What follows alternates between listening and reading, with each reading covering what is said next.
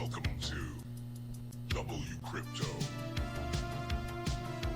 Hello, my friends. Welcome back to WCrypto. Since my last video, Bitcoin has mostly moved sideways, with one brief move down towards 62.3 thousand. However, new developments may influence broader market structure.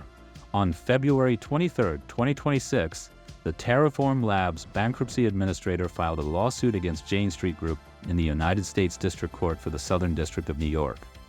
The complaint, brought by court-appointed plan administrator Todd Snyder, alleges that Jane Street and certain traders used material non-public information during the May 2022 Terra USD depegging event.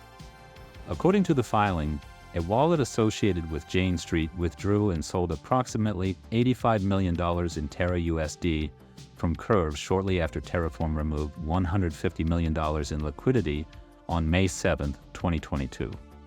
That liquidity removal was not publicly announced at the time. The broader Terra ecosystem collapse eventually erased more than $40 billion in value. The allegations also reference prior professional relationships, including a former Terraform employee who later joined Jane Street.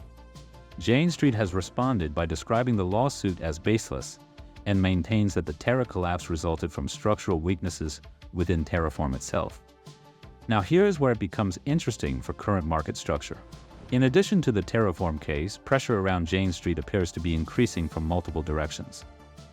Trump media recently sent a letter to members of Congress calling for an investigation into alleged naked short-selling practices involving Jane Street, Citadel, and other firms.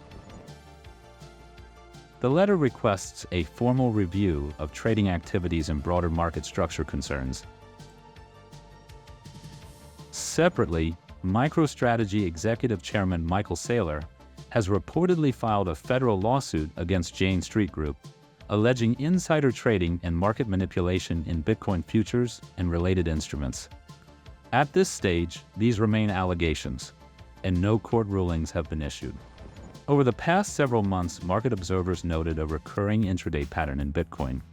Around 10 a.m. in the morning Eastern Time, which coincides with the United States equity market open, there was often concentrated selling pressure. This frequently capped intraday advances, regardless of broader sentiment. Following public reporting of the lawsuit beginning February 24th, that specific 10 a.m. pattern has not appeared in subsequent sessions. Within roughly 48 hours, Bitcoin moved from around 62,500 to nearly 69,000. During the same period, total crypto market capitalization increased by an estimated $150 to $200 billion. Ethereum and several alternative assets showed similar relative strength.